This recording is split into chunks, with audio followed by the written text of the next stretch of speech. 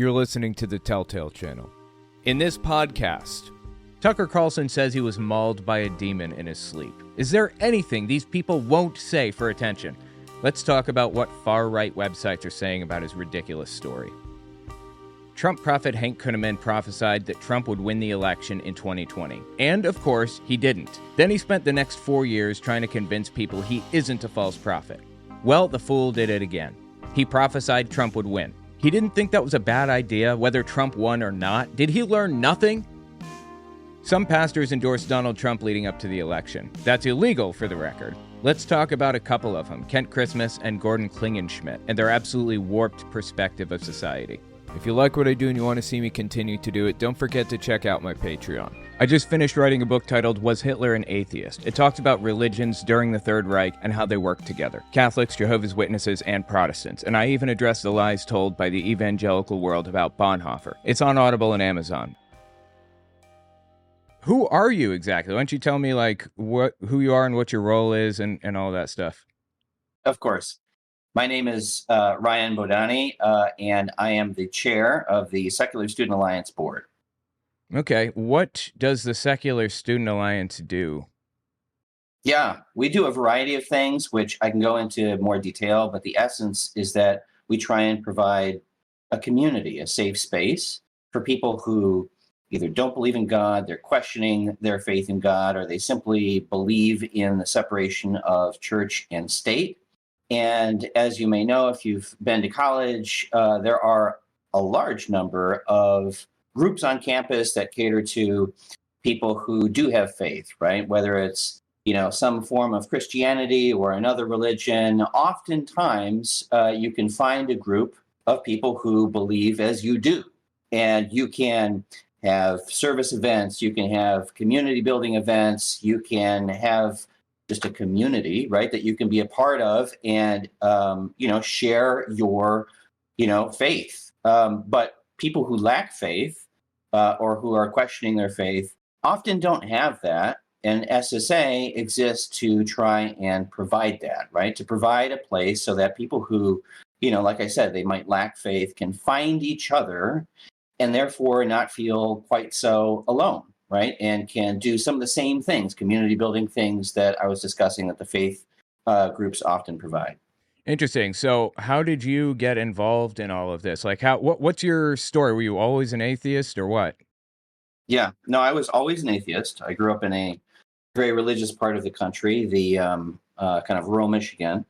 And, I went to college. I participated in other groups, social activism, environmental justice, but there was no SSA on campus, and I didn't know that there even was such a thing. As an adult, I discovered SSA, and I was thrilled because I thought, this is exactly what I would have loved to have had when I was in college, and I am so thrilled that other people get to have a community like this and a space like this. And so I joined the board of directors, and I have been trying to help the organization, right, with the work that it does, as a board of directors often does, to support the work of the organization so that we can grow and hopefully over time become, a group that has a chapter on every campus. That would be the vision. That would be my ideal. Yeah. How long you been involved as a board member? Since 2022, so about a year and a half. Okay, that's cool. Sorry, 2.5 years. Yeah. Yeah, I haven't. I, of course, grew up Jehovah's Witness. Most people are probably aware of that who are watching this. But, I didn't really have any kind of community after leaving. I recognize how important community is today, of course. Interesting. So I'm sure you know of Crew. Is that the name of it? Crew? That's what I've been told. Yes. Yeah. Campus Crusade for Christ. Yes. And also TPUSA. Is that kind of an equivalent also? Turning Point USA. Yes. Those are other organizations that exist on many, many, many campuses. Yes. God. We have to get, we have to start evening it out a little bit. So anyway, I understand you guys partnered with the Satanic Temple recently. Is that right? Yes, that is right. So the Satanic Temple, it's basically after-school Satan clubs. Folks may or may not be familiar, but there are things that are called good news clubs that Christians will sometimes start in their public schools, maybe even their elementary schools, right, or middle schools, very young, to promote faith in God. And so the idea of the after-school Satan clubs, and there are only a few in the United States so far, there's not so many, but the idea is that what's good for the goose is good for the gander. If you're going to be creating clubs in elementary schools to promote Jesus, then there also ought to be a place for people to explore reason. And there is a rigorous curriculum. It's very science-based. It's something that we have worked to help create, and we're very proud of it. But it is not, right, rooted in faith in a higher power. And so that's something that we've been working with the Satanic Temple to roll out. And one of the effects of this is that you see a nuclear response from, the people who live in these communities. They're like, how could you possibly, and as you may know, the Satanists don't explicitly believe in the Christian idea of Satan, right? Like an agent of evil. They promote progressive values that are very similar to my own or our own. And, the Christians, maybe they don't understand that, but like their reaction, I think, betrays, the double standard, right? They seem to think that, well, having a group for Christianity, that's obviously good, but having a group that's, not Christian or questions, Christianity, or just isn't based on, like a theistic worldview, well, we can't possibly have these people speaking to our young children. That's like indoctrination. Oh, they get bent out of shape. Yeah. Yes, they do. All right. I don't know how much you want to get involved in politics here. Do you want to at all, or do you want to avoid it? No, I'm happy to. Okay, cool.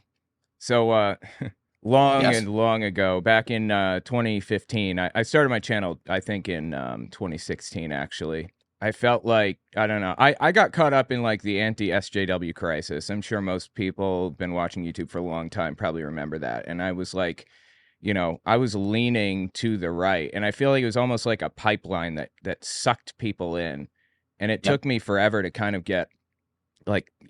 pull myself out of that. Where were you in that moment? Like, what were you thinking as all of that was unfolding? I think you and I probably align identically with our politics at this point, but where were you with this? So, I started my career advocating for social and environmental justice. And so very much, progressive, right? I believe, and it's rooted in my belief, which, is not a religious belief, although often religious folks will claim it as their own, that human life, right, has value and that people deserve dignity. However, and this is what I spent the first 7 years of my career doing, oftentimes around polluting facilities or industries, you will find people who are marginalized. They're poor, they're low income, they are minority communities of some form. And the factories are located there because they lack political power, because they are to some extent socially considered more expendable, right? Their health problems are less important than the society, kind of like at large. It's okay, right, for them to have shorter lifespans because they're sucking in stuff that's giving them cancer. So this could be like diesel emissions. It could be like, emissions from a petrochemical facility. This is not right. Poisoning anybody is immoral. Poisoning people because of who they are, because they happen to be vulnerable, that's doubly immoral.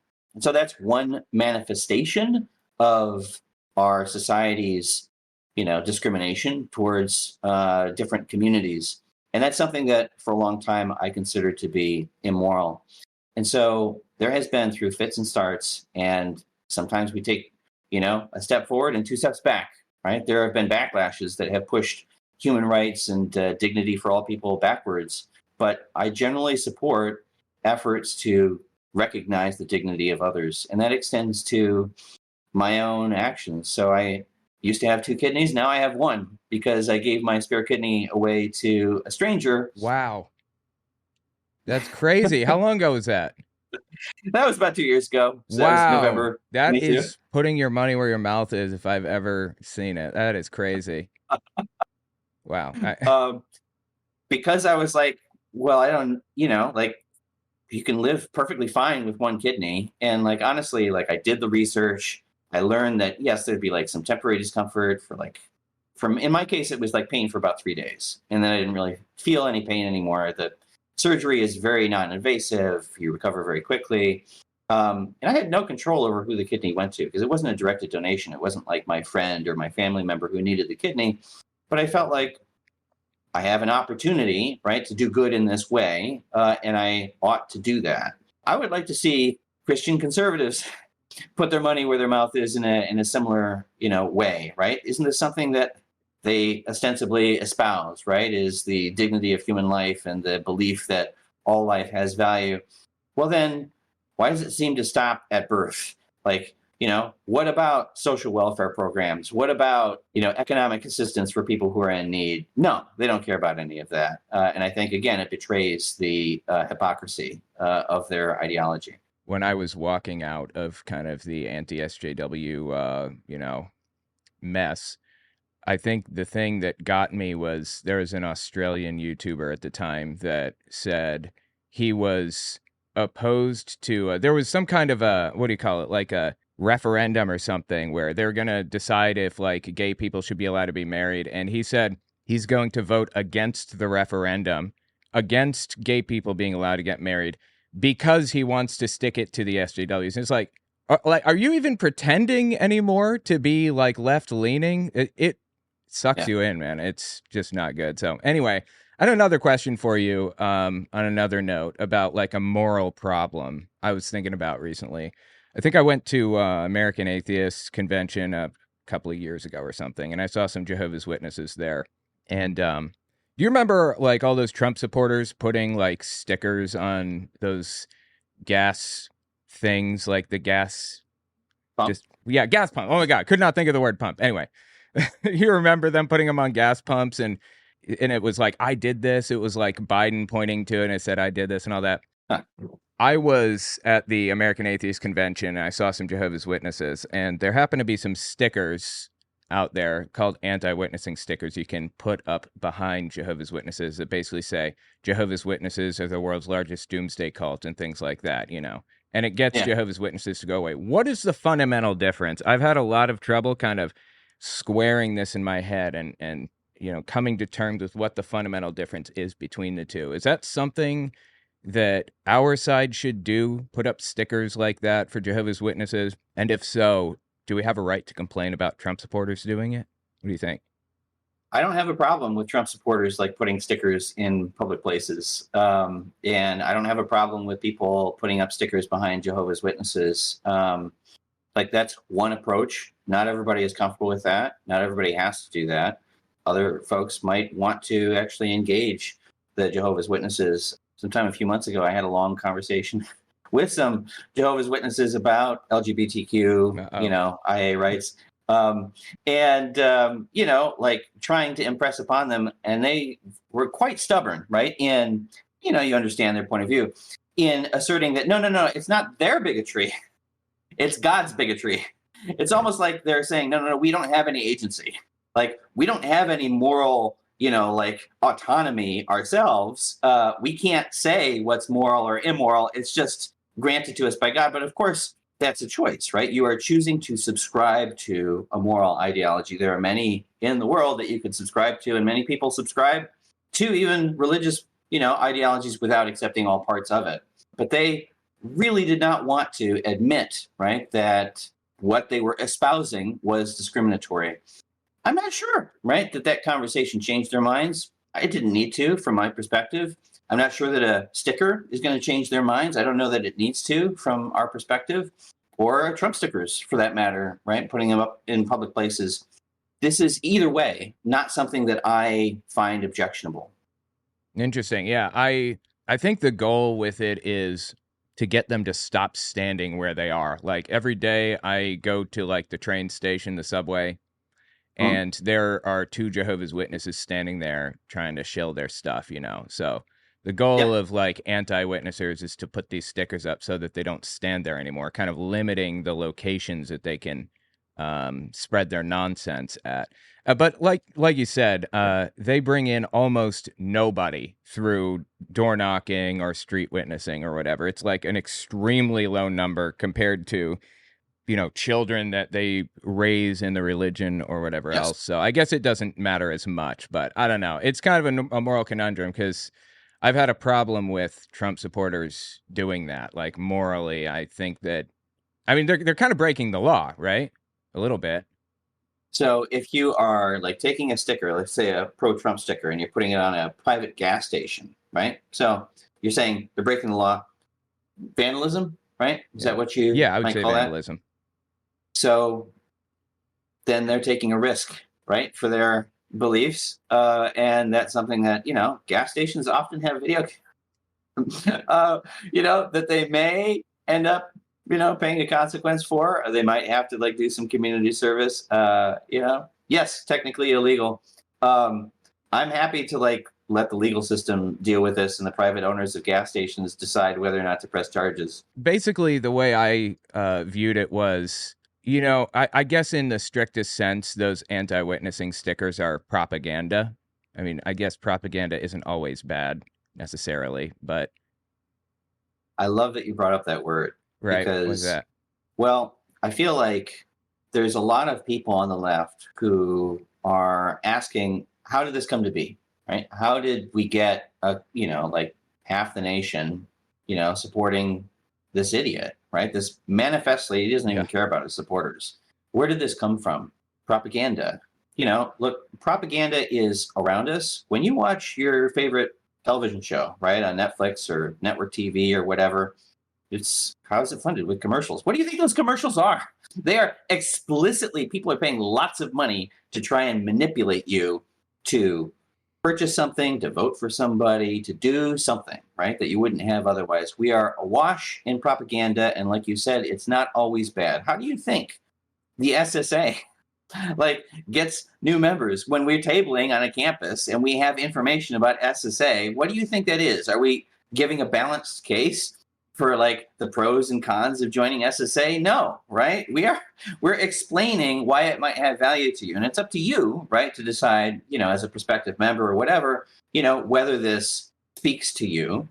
You could absolutely consider that propaganda. I don't think that people are often thinking of, their navigation through the world as swimming, right? Just swimming in the vast ocean of propaganda. But the reason why I want to highlight that is because, again, it highlights the necessity and the value of reason and critical thinking. Please don't just watch a late night commercial about steak knives or whatever and be like, oh, okay, I need those steak. Like, think about it. Like, think about what buttons they're trying to push, right, to manipulate you so that then maybe you do want steak knives. That's perfectly fine, right?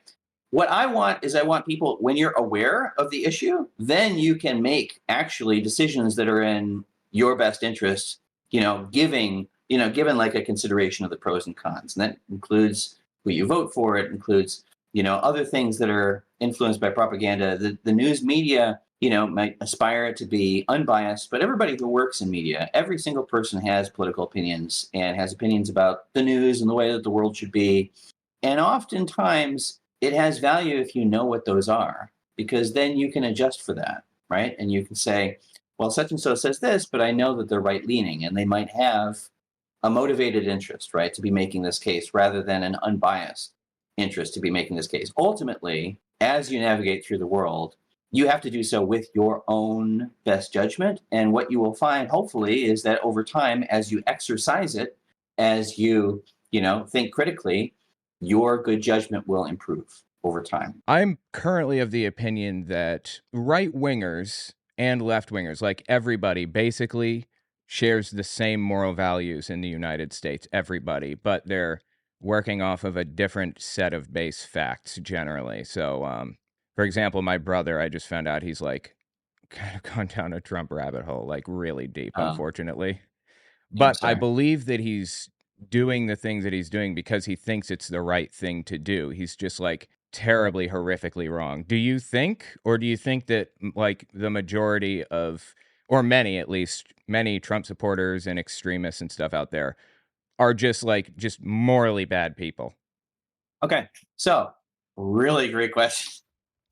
So let's, like let's think about this. What does it mean to be morally bad? Does it mean to be morally bad that you have like, incorrect views of the world? Does it mean that you have beliefs about the way that the world should be that are abhorrent, perhaps? Or is it your actions, right? Does morality vest in the things that you do in the world, perhaps motivated by your beliefs, but, maybe not? You can have, put differently, like I think you're saying, don't we all kind of like want the world to be better? Yeah. Don't we all like, we aspire to, treat others with respect. Many of us do. Some of us don't. Some of us are, like bad people, morally, but many of us want to make the world a better place. And the rub comes in when you think about societal, like entire societies destroying people, right? Destroying communities of people through pogroms, right? Or through ethnic cleansing or through something like that. That requires a lot of social, societal support, right? It's not just individuals who are doing that. It's large numbers of people, many of whom individually believe that this is, in the larger scheme of things, the right course of action. The danger comes from when you are pursuing immoral aims, justified by, arguments rooted in this is for the greater good, slavery, whatever the case might be, right? People can convince themselves that morally abhorrent things are morally justified. So the fact that we might all agree that like the world should be better is kind of beside the point from my perspective. That's nice. What do you mean by that? How do you define what the better world is? And there you do get into some different values, and that can lead us in horrible directions. So yes, you can point to like wrong facts. So many, I don't know, QAnon supporters believe that Democrats, consume adrenochrome and, they're drinking the blood of children and all this stuff. Like that's a wrong fact, right? That has that factual belief shapes their attitudes towards Democrats or progressives and might in the future justify mass violence against them. But people are also motivated by values. I had a very interesting conversation a few years ago with somebody who is a fervent supporter of gun rights, where we ultimately came down to the root of it, which, as you might expect, was I value, right, the human lives that are taken away by guns, and especially by the, easy availability of guns and the vast number of guns, more than I do the recreational value, the safety value of the lives that might be protected by guns, because data tells me, right, that, this, the loss of life outweighs the lives saved, and, the recreational value, these are more subjective kind of judgments. He had a different, right, value set. And it's very hard to convince people through facts that their values are incorrect. Often what you need to do is to find some kind of shared value, foundational, maybe it is a belief in the dignity of people. And then we can discuss what is the best way to pursue that. And then we can get into facts, but always rooted in some kind of shared value. Yeah, that's been, Yeah, go ahead. That's been one of my problems is like, anti-vaxxers, like their primary complaint, as you were pointing out, is I have the liberty to do what I want, but what they do affects society on a broader scale. Yes. So where is that line, right? Like, should we allow them to damage society by not getting vaccinated, not wearing a mask, and going into a crowded room and sneezing all over everybody? Or should we tell them they can't, be in that room with so many people or whatever? I guess that's the separator. And also, as you pointed out, an ends justify the means mentality. I think that one is probably the most destructive value in society, in my opinion, right now. There's always, I'll just say, like, there's always a tension, right? People want to, I don't know, sometimes they aspire, like, they want to believe in a world where, like, all the values that we hold, they're not in tension with each other. Like, my rights need not conflict with your individual rights or with, the greater good of society. These are always things you mentioned, like, kind of like in a crowd, like fire in a crowded room, right? With the First Amendment, there is speech. Yes, we believe in freedom of speech in this country. And yet, for very good reasons, that belief is not absolute. we do have, speech that entails consequences. And this is true with almost any right that you can point to. And that's because balancing rights enables rights. You cannot have absolute rights that are unbalanced because they conflict. Yeah, absolutely. Your right to swing your fist ends at the tip of my nose, as they say. I know I've been studying World War II a lot lately. We're coming to the end of our time, but I thought it was pretty interesting, so I figured we'd go on for another minute or two if that's good with you. Yeah, okay. Yeah. I've been studying World War II a lot lately because I wrote about it recently, the church's involvement and all that. And I've come to the conclusion that, they banned swastikas, for example, in Germany after all of that went down. And they banned endorsement of Nazi beliefs and things. And it's like, really, they just kind of drew the line slightly more to the left because, as you said, we can't yell fire in a crowded theater. Like, we have limits on our free speech.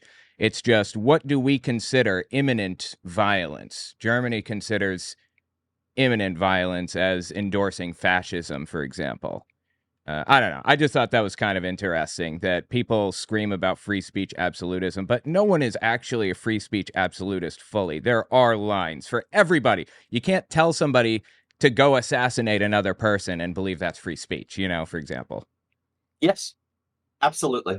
But I don't know. And people are just kind of stuck in these little bubbles, and it's trying to pierce those bubbles is difficult. That's why, around political times, around elections and stuff, you find, your uncle trying to cram all these beliefs down your throat because you wouldn't get all of these messages otherwise. And they're trying to pierce those bubbles. They're trying to break into these areas where they wouldn't otherwise be. And I don't know, it just seems harmful to me, and you got to counteract it. But anyway, anything else you wanted to mention before we split ways?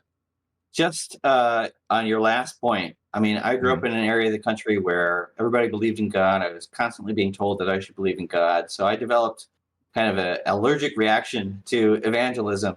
I'm just like, leave me alone.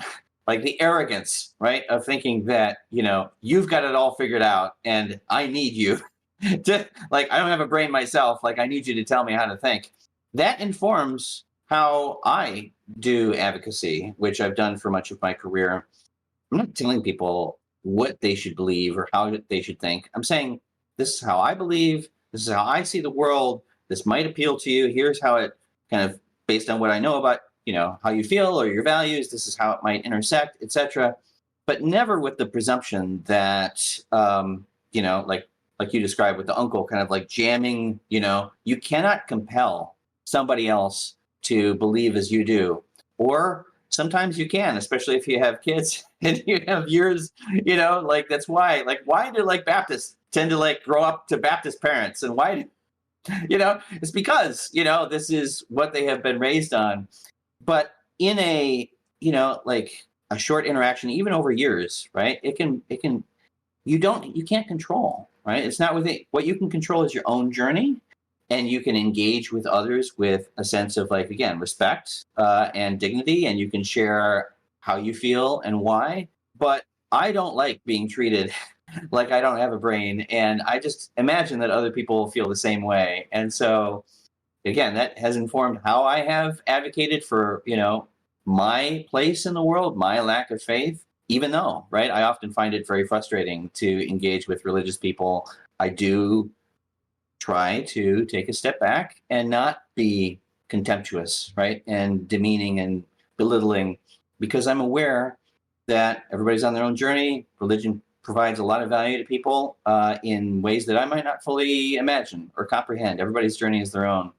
So, again, what that does is that it instills humility, right, in me as I interact in the world. And I think that, as I was describing with our kind of decentralized approach with SSA and allowing chapters to do what they want, I think that also manifests in our work, and that's work that's worth supporting. Totally. Absolutely agree. We're running a fundraiser pretty soon for the SSA, and we're hoping to raise tens of thousands. That's the current goal. So what does the SSA do with donations? Like what types of things you put money toward exactly? Great. So I'll go through the list. Okay. I talked about, we build community, And we do that in a variety of ways. One of the most basic is that we have chapters, right? We have chapters at colleges, at universities, sometimes at high schools, etc.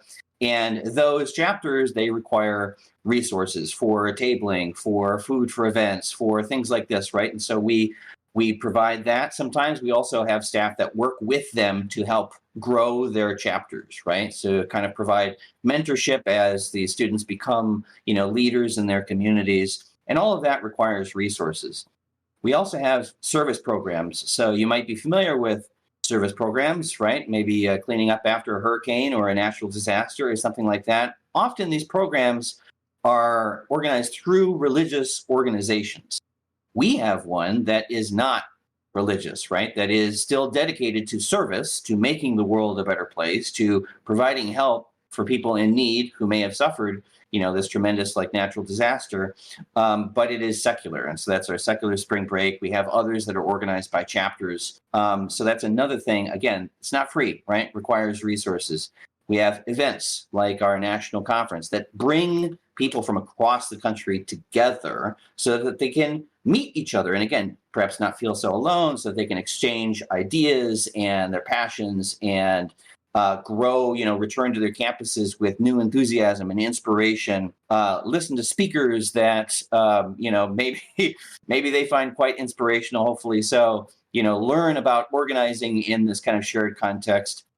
Not free. We provide recognition and financial assistance to students. So scholarships this year, we gave, I think, between $40,000 and $50,000 to students to help pay for their education, which is a form of recognition, right? Recognizing their leadership on campus, but also sometimes, and again, folks may or may not be aware, if people they don't have faith, but their parents find out, or their school is a religious school and they find out, they might lose the financial backing that they had otherwise, and so scholarships might be particularly important, right, for these students, and so that's another kind of, that's another thing that we do that not free. We do advocacy and litigation on behalf of our students on occasion. So, for example, under the Trump administration, the Department of Education, they changed the rules so that, discrimination by religious organizations on campus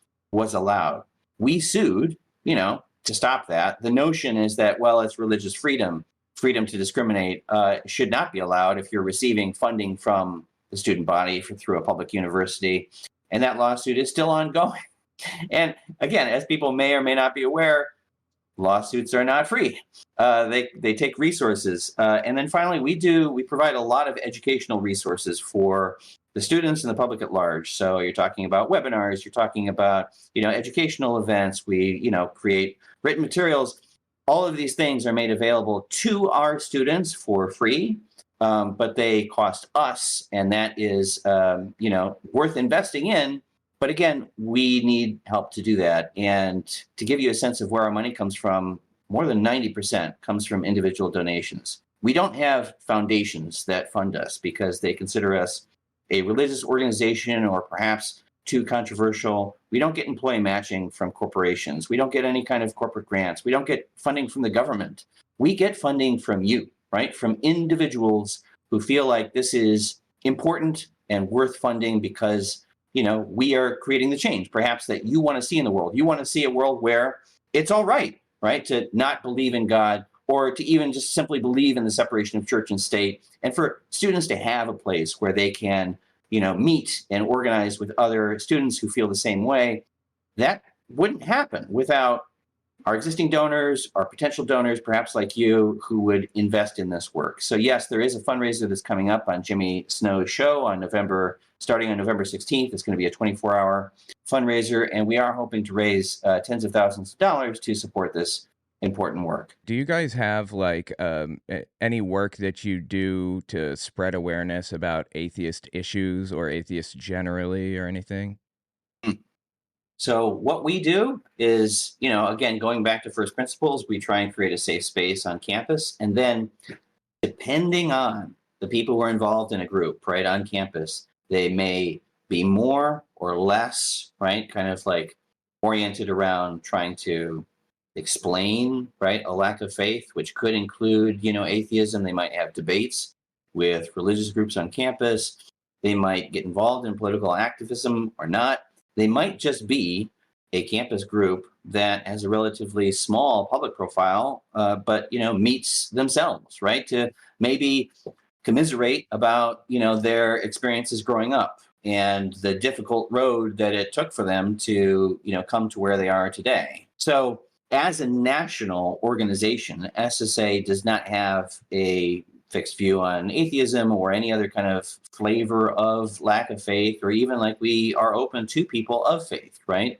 We have people on our advocacy committee and people who advise us who are interfaith leaders. Our executive director Kevin will go to their conferences every year of people who are more or less school chaplains, right? And who he will go right to those spaces, because sometimes, especially with religious schools, these chaplains often end up being the folks who are kind of like speaking to non-religious students, and they need to know how to do so because they're not always bigots, right? They might have the best interests of the students at heart, and they need to better understand how can we better serve these students, even within a religious context where perhaps if they are openly, non-believing, they might be kicked out of school, right? Or lose their scholarship or something like that.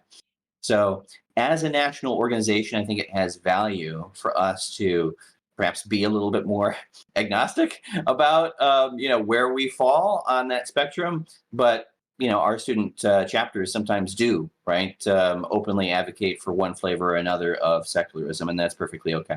No, just thank you for having me on. Yeah. Thanks for coming. Appreciate it. And I'm sure we'll talk again pretty soon, right? All right. Looking forward to it. Next up, Tucker Carlson says he was mauled by a demon in his sleep. Is there anything these people won't say for attention? Let's talk about what far-right websites are saying about his ridiculous story. We'll be right back. Don't forget to check out my Patreon. I just finished writing a book titled Was Hitler an Atheist? It talks about religions during the Third Reich and how they work together. Catholics, Jehovah's Witnesses, and Protestants. And I even address the lies told by the evangelical world about Bonhoeffer. It's on Audible and Amazon. So I guess Tucker Carlson claimed that he was being mauled by a demon in his sleep. Check this out. Do you think the presence of evil is kickstarting people to wonder about the good? That's what happened to me. That's what happened to you? Oh yeah, I had a direct... The kickstart of evil is making people realize that they should be voting for Trump, I guess? experience with it. In the milieu of journalism or just... Nope, in my bed at night, and I got attacked while I was asleep with my wife and 4 dogs in the bed and mauled. Holy shit, bro, he has 4 dogs? That is so many dogs. And look at this propaganda that they produced. This is actually really good editing, but it's a little over the top for some stupid demon story, right? Physically mauled. In a spiritual attack by a demon? Yeah, by a demon. Or by something unseen that left... Is that right? Claw marks on Or something unseen. my sides, on my... So it left physical marks? Oh, they're still there. Yeah. Well, let's see him. Pull that puppy off. Lift that shirt. Let's look. Let's have a peek there, Tucker. A year and a half ago. Was your wife terrified? I know you were.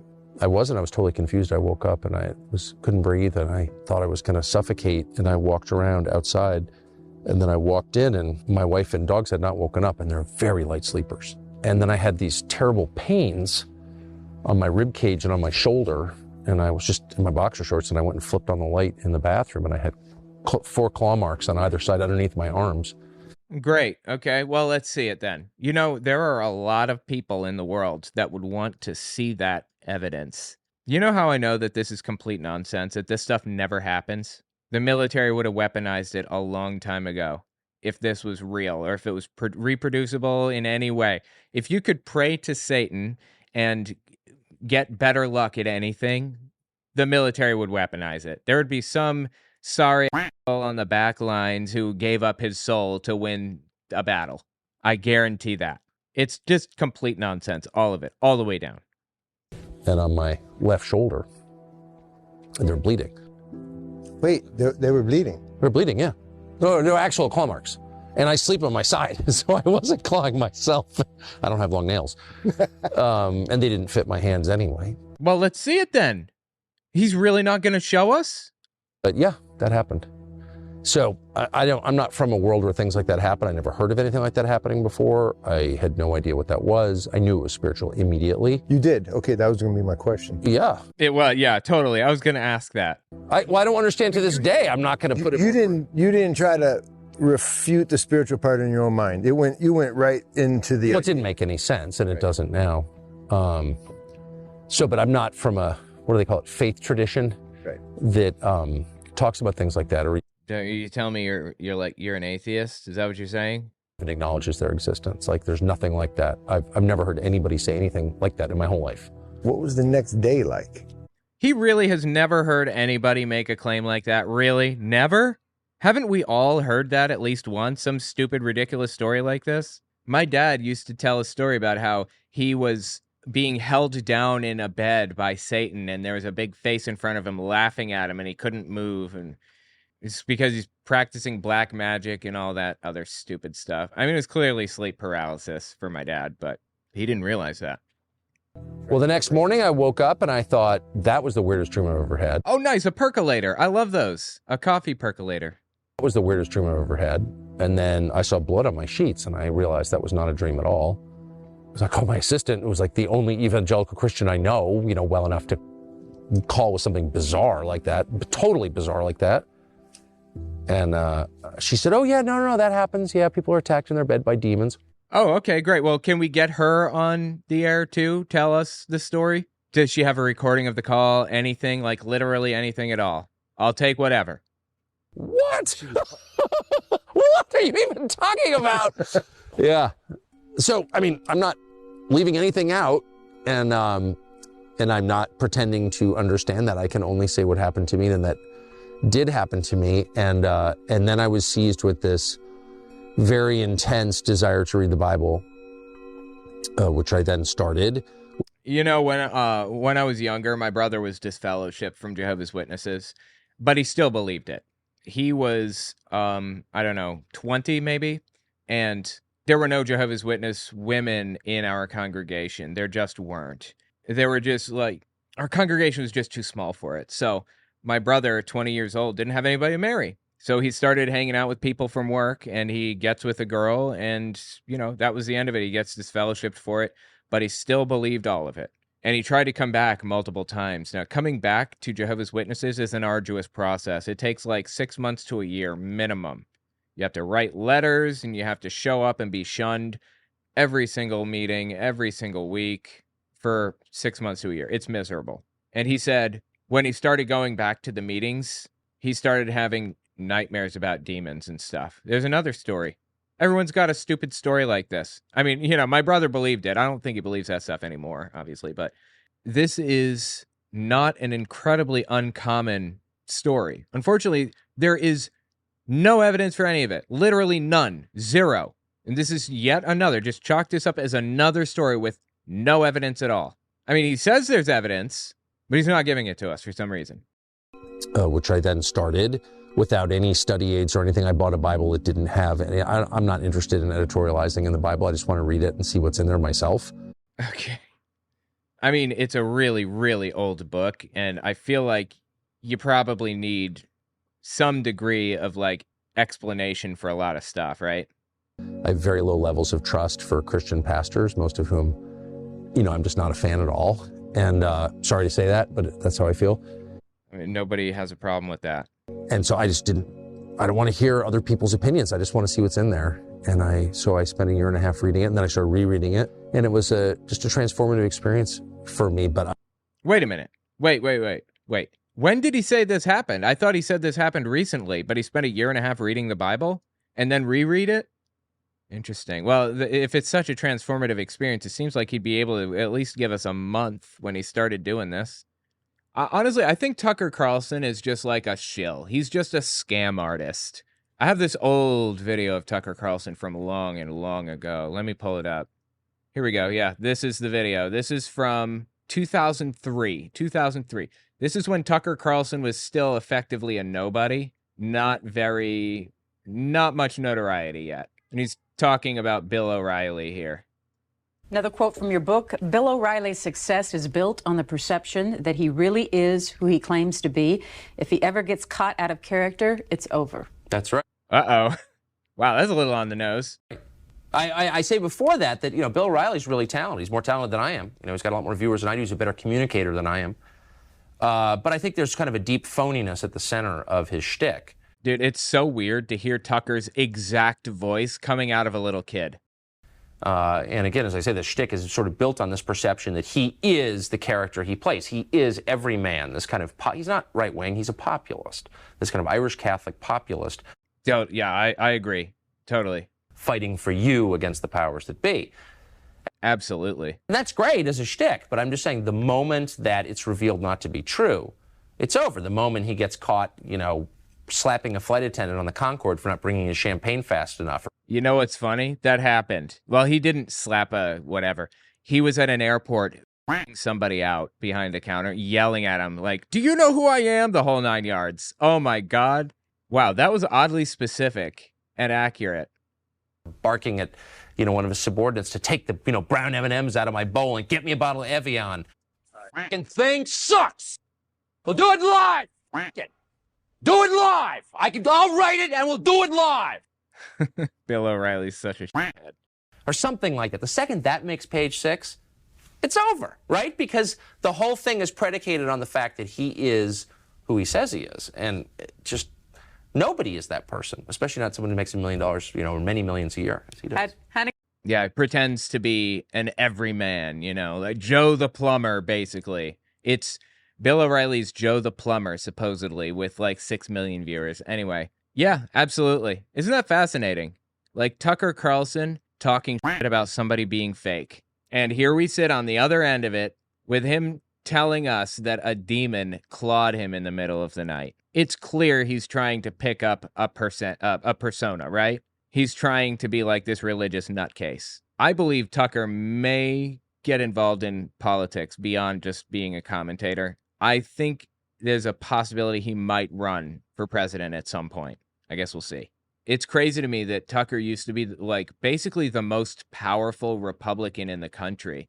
Some might argue outside of politics, like outside of political office, the most powerful Republican in the country. And then Fox News fired him. Wow, that was wild. I'm glad they fired him. He's very clearly like a Russia shill and almost certainly in Putin's pocket and a white supremacist. I mean, Tucker Carlson, he's been lying for a living for a very long time, propagandizing. It's all pure, unadulterated propaganda and lies. I don't think he believes a word out of his own mouth, truthfully.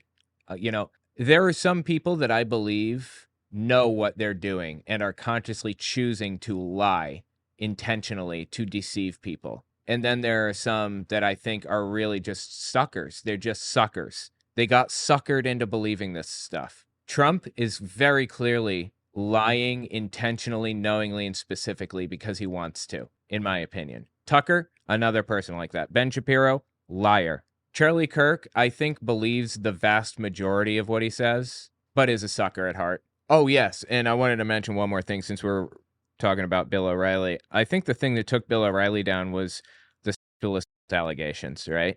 Anyway, listen to this clip from Tucker. I'm laughing because this is one of about 10 stories that I know you've covered. April 9th, 2021, by the way. Where the government shows preference to people who have shown absolute contempt for our customs, our laws, our complaining about immigrants system itself, and they're being treated better than American citizens. Now, immigrants are being treated better than American citizens. Okay, now, before we go further in this video, we're talking about immigrants, right? Let me tell you what happened in Germany in 1933. Hitler started talking about immigrants. The Jews, he viewed them as the immigrants to the area, even though they'd been there for like hundreds of years. He claimed they were trying to replace Germans. He claimed that there were 3% of the population, basically at the very top of society that run industry and everything else, and the Jews had infiltrated those positions. They had taken control of like the economic arm of the government, of Wall Street, of big business, of the everything, government and military and everything. They had infiltrated every part of society, was the claim. These immigrants, and you couldn't tell who was who because they look just about like the Germans, but you need to look out for a hook nose. That's what Hitler said at the time, It's called the Great Replacement conspiracy theory. And it was actually presented, I think, thousands of years ago, but it was compiled into a big document titled The Meetings of the Learned Elders of the Protocols. No. Oh, God. What's it called? Well, anyway, it's called, for short, The Protocols of the Elders of Zion. And it lays down all these ridiculous claims about Jews infiltrating society and all these areas and trying to take control and all this other stuff. Great Replacement conspiracy. Now, keep listening to what Tucker has to say here.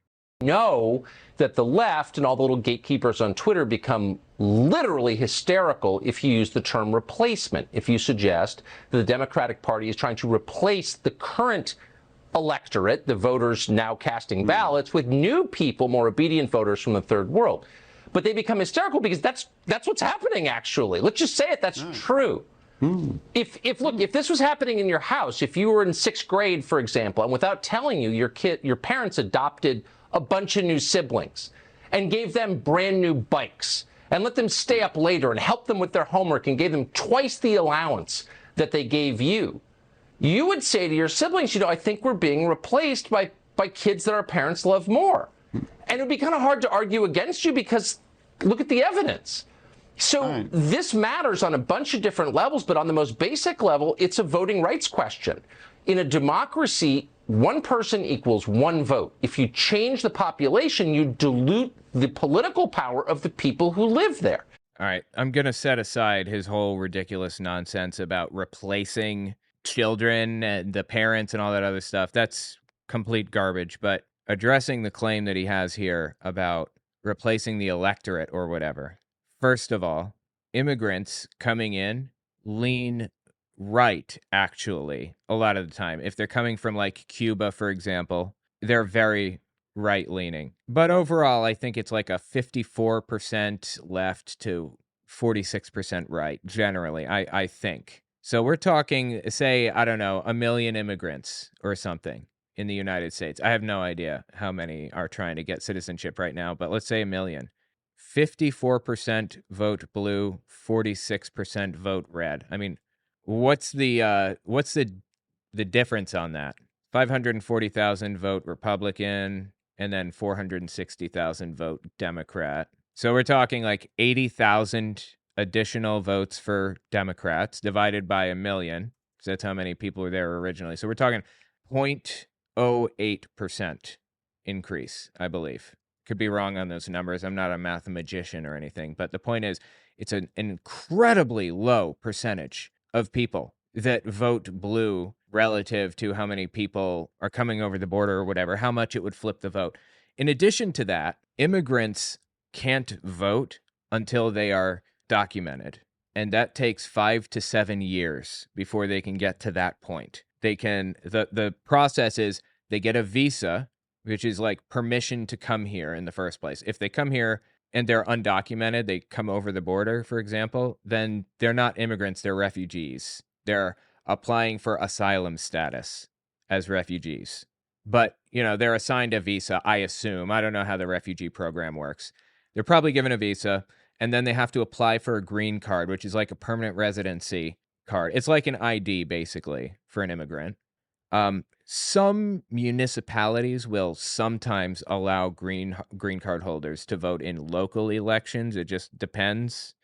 But to vote in federal elections, or I think in state elections either, you have to be a citizen, which means you have to spend basically 5 years as a green card holder, pretty much, and take a civics test and go through this whole gigantic process to come out the other side as a citizen. It's really difficult and time consuming. So you think Democrats are bringing in millions of people to replace the electorate when it wouldn't work for like decades, first of all, and Second, they're not being naturalized. They're not being given citizenship in the first place. And third, there is nearly an even split anyway politically.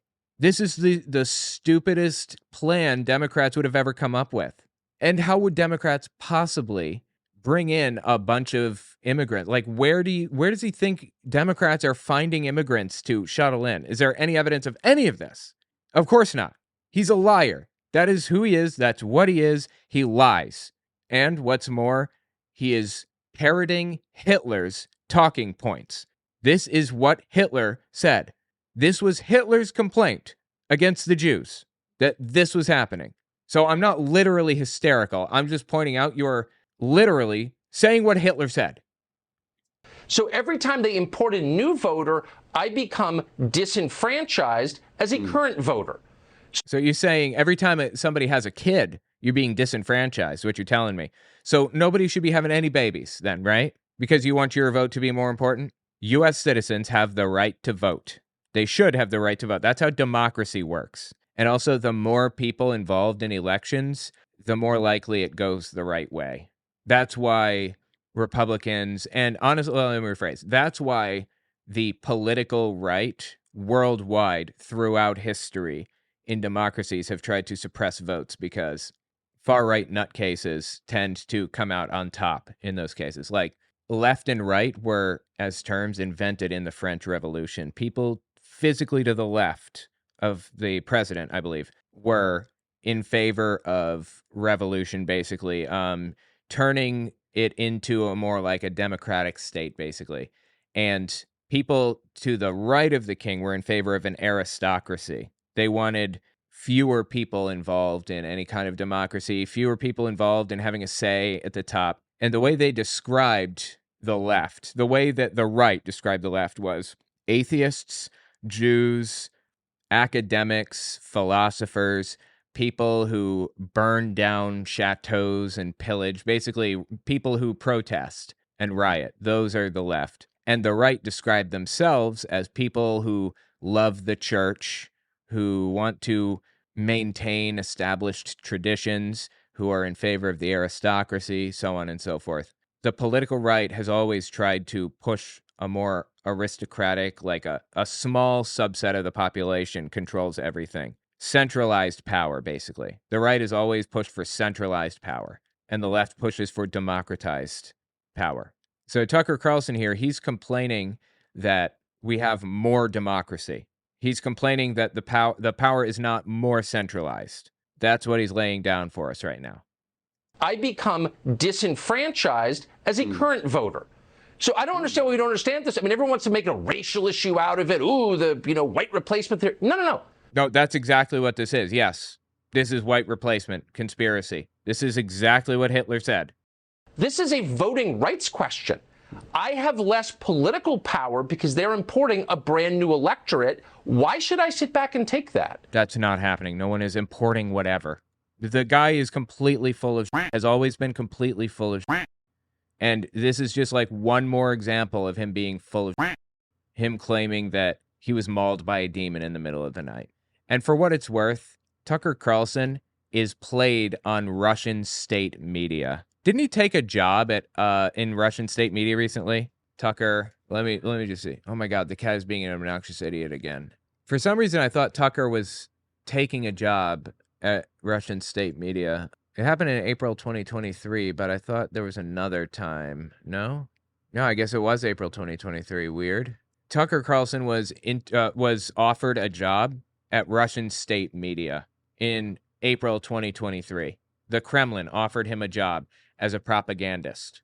That should tell you all you need to know about him. He is propagandized in Russia's favor against Ukraine since day one. He's done it so effectively that Russia started replaying clips of Tucker Carlson on their state media, like in Russia with subtitles. Listen to this one. This is from February 22nd, 2022. It'd be worth asking yourself, since it is getting pretty serious, what is this really about? Why do I hate Putin so much? This is immediately after the war started, like the day the Ukraine war started. Nobody supported Russia in this moment.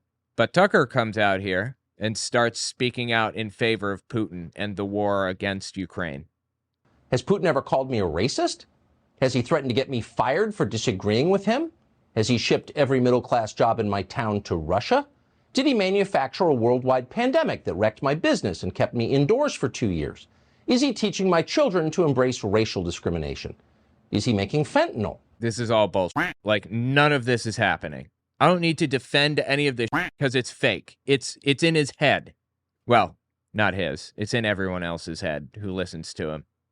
Is he trying to snuff out Christianity? Does he eat dogs? Oh my God. Wow. I didn't realize the claim was going on back then, too. Well, I mean, I guess the claim that, like, Asian people are eating dogs has been around for a very long time, right? These are fair questions. And they're not fair questions. They're both. These are fair questions. And the answer to all of them is no. Vladimir Putin didn't do any of that. Oh my God. Anyway, yeah, Russian state media have been playing that. Since the day that Donald Trump became president, Democrats in Washington have told you have a patriotic duty to hate Vladimir Putin. It's not a suggestion, it's a mandate. Anything less than hatred for Putin is treason. That's just bullshit. All of it is bullshit. All of it. Americans have obeyed this directive. They now dutifully hate Vladimir Putin. Maybe you're one of them. Hating Putin has become the central purpose of America's foreign policy. It's the main thing that we talk about. Entire cable channels are now devoted to it.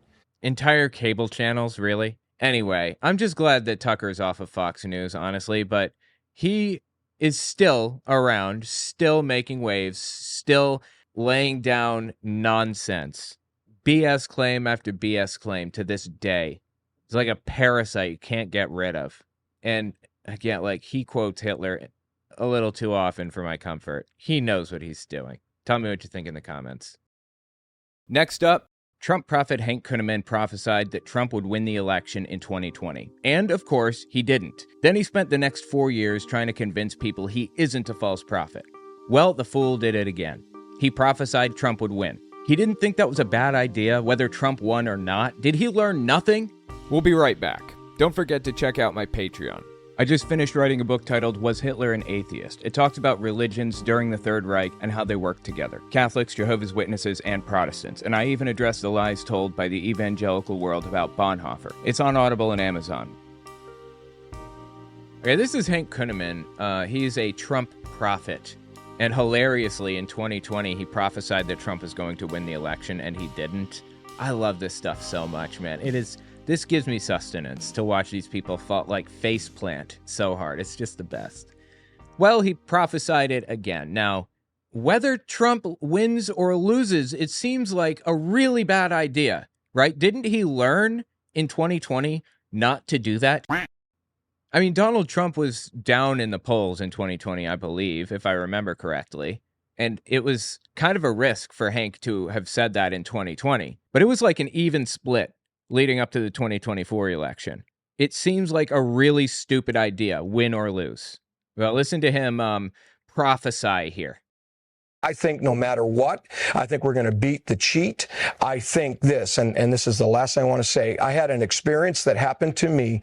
I don't often talk about him, Pastor Gene, but it happened in my second service. You can go out and look at it, those of you that are watching, where God came into our church. And this is what I know. There was a moment where I was caught up with the Lord. I felt alone. Wait, so God showed up to his church and hung out with him on stage, is what you're telling me? Felt like I represented you that are watching, where you're like, God, what is going to happen? We're all alone. We've been fighting. We've been standing. We've been voting. And I looked up and I saw the Lord. Whether you believe it or not, doesn't matter. I don't believe it. I know what I know. And he put his hand on me, representing you and all of us who were standing. And it's almost like he hushed me. He stilled me. And I felt all alone. I didn't know what to do. And he held me back. And he went and he said, now I've taken you and this nation this far. Now it's my turn. God said, it's my turn. And I saw him walk before us. And I'm excited because I really believe that we're going to see victory, but it's not just in the victory alone. It's how we, the people, are going to transition. Oh my God, dude. Seriously, he didn't learn. He did not learn. You know who else prophesied Donald Trump is going to win in 2020? This guy right here, this is Kenneth Copeland's son-in-law. He's married to Kenneth Copeland's daughter. Not his son, sadly. That would be an incredible story arc. But yeah, he's married to his daughter, Terry Copeland Pearsons, I believe is her name. And he made some absolutely wild claims about Donald Trump in 2020. Like after the election happened, but before Biden was inaugurated, he made some claims. This one is early November 2020. So immediately after the election, basically.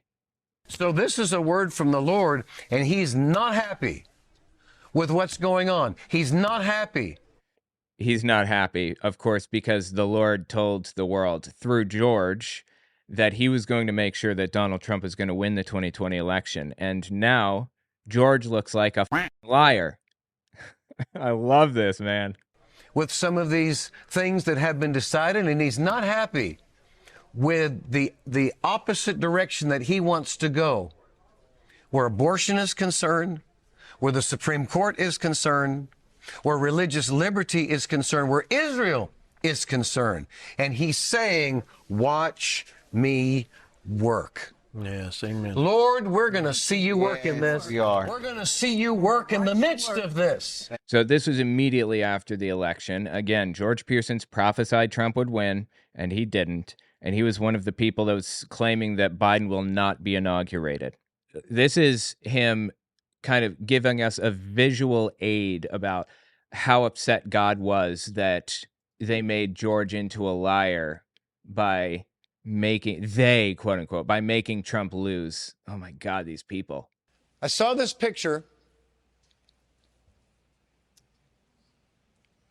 of the people in the ballots. And what my eye was drawn to was the tables. Okay. The tables. And what the Lord started to talk to me about was he went through and he overturned the tables. What are on those tables? Ballots. Ballots. And what I could see was he was walking up and down those aisles. And he started turning over the tables. The tables are being turned over. Those tables are being turned over. The tables are being turned over. Oh, so he's going to do something here. And he came to a table and he turned it over. Now, who's going to clean up that mess, George? Flipped over a table with a bunch of papers on it. Why? Anyway, the point is that this guy was one of many that could not handle the fact that Trump lost. Maybe don't prophesy Trump's going to win. Maybe don't prophesy about elections, because it's just a coin flip. You know, going into the 2024 election, it was a dead split, according to polling. A dead split. 50-50. You are either going to be right or you're going to be wrong. And in 2020, when they were wrong, they pretended they weren't. They pretended that the Democrats stole it. So who's the liar? The prophet relationship has two components. The prophet himself and God. God communicating information through the prophet. One of the two lied. Who was it? Was it God that lied, or was it Hank Kunneman that lied? It has to be one of the two. This was his reaction when he found out that he was, a false prophet in 2020. Why is Hank Kunneman standing? Because God has spoken to me. And you want to call me false, and yet I have stood, and I stand with God. I will stand with His loyalty, whether you think I'm false or not. If that's what you think, then you can take your opinion and you can shove it. That is not something I expected to hear from the pulpit, but okay. Dude, I love this. These people just turned inward, just ate themselves alive with all of this guilt, I assume, and felt compelled to convince everybody and themselves that they weren't wrong. All along, they were right. Because the Bible has a very specific prescription for people who falsely prophesy. It's pretty clear. Now, again, I don't believe in that. I don't think that people should be put to death for falsely prophesying. I'm just saying that's what the Bible says should happen to people. I mean, after he got it wrong in 2020, he went on this whole media tour and started explaining why he was right all along. You ever wonder what it looks like when a prophet, quote unquote, sticks his foot in his mouth and has to backpedal? This is it right here. Somebody had released recently about how there was some prophetic ministers that supposedly had a dream that the B guy Why does it say Biden? I don't understand. would win and 45 would lose, and they are accurate prophets. No, they aren't. Oh my God. Yeah. So Hank prophesies Trump's going to win in 2020. Other people, other religious leaders prophesy that Biden's going to win. One of those people is in the Oval Office. It seems like an accurate prophecy to me, right? I mean, it's not a prophecy either way. To be a prophecy, in my opinion, it has to be very specific and it has to be foretelling the future, foretelling something that nobody could possibly know, that they couldn't even guess. Write something on a letter and put it in the envelope and mail it to me and tell me to open it in 5 years on June 11th, well, 2030 or whatever it is. And when I open it, it says last year in 2029, this big thing happened. Or that would be a prophecy. I mean, I'd want to check and make sure there wasn't some kind of scientific device at work or whatever first, but I would be willing to believe it then. That's not what's happening. They're just flipping a coin and finding out that one of them was right and one of them wasn't. This is not prophesying. The problem, though, is that they're claiming religious clout, claiming religious privilege or whatever. They're special because they're prophesying the election correctly. It is such a joke. So one of these prophets was correct. Biden won. And Hank was objectively wrong. How does he deal with that? They are accurate prophets. No, they aren't, because he won. But he didn't. If he had won, God would have made sure he'd be in office, right? So you can call it whatever you want, and that they had the skinny beforehand, but the truth of the matter is he won. And see, here's the thing. There's no evidence that Trump won. None. In fact, there is obviously evidence to the contrary. On top of that, there is no evidence that there was cheating. Like, zero evidence. So why does Hank think he has the twig and berries to make a claim like Donald Trump was cheated out of it with zero evidence? Well, God told him, of course. God told him Trump was going to win. So if Trump doesn't win, that means there was cheating. I mean, it is such an incredible joke.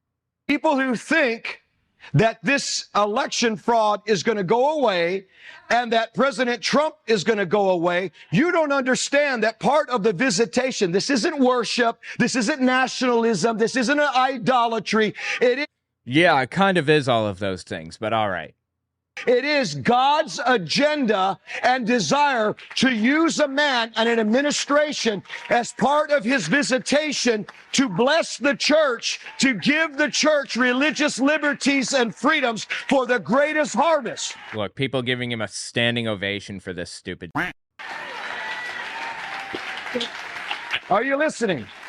But we got people like the disciples that are saying, oh, it's a ghost, it's evil, oh. 46-1. No, 46 doesn't exist.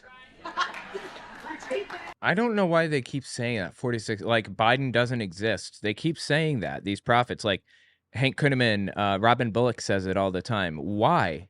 What do they mean by that? Do they mean that he's not real, or what? It's just a really weird thing to say. President Biden doesn't exist. Joe Biden doesn't exist. I don't know.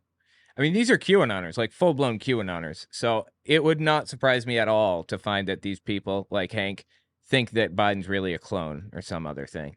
Anyway, it most definitely is idolatry and nationalism. I don't know why he's even denying those things. Of course it is.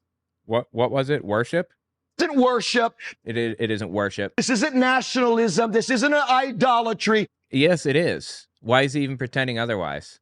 All right, check this one out. This is another clip of him falling on his face in 2020, trying to explain his up. There's been a lot of, signing of petitions and accountability they're calling for the prophets. Oh, people signing petitions against Hank. I love that, dude. Signing a petition to try to get him to give up his pulpit. Oh, that is the best. I have no problem with the statement of accountability in the prophetic. I have no problem with the statement to identify prophets and what they are and false prophets. What I have a problem with is their statement or their stance.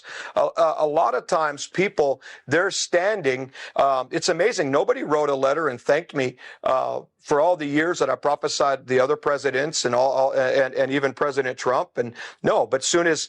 Yeah, that's not a prophecy is the thing. You can claim you think something's going to happen, but when you get it wrong, you're claiming that like there was cheating and stuff. Come on, give me a break. Something didn't look like it happened, boy, they jump on the bandwagon to attack you. And something didn't look like it happened. Dude is inaugurated, okay? He is in office. And when this video came out, when did this one come out? This was this was mid-May 2021 when this clip came out. This is basically 4 months or 5 months after Biden had already been inaugurated, had been in office that whole time. And he just could not accept it. All the way, honestly, all the way to now. He still can't accept that Trump lost in 2020. The question is, how many of those people that are attacking, are you a prophet? So how can you, the Bible says in 1 Corinthians 14 that the prophets are to judge the prophets. That's what it... There you go. So you can't tell him that he falsely prophesied because you aren't a prophet.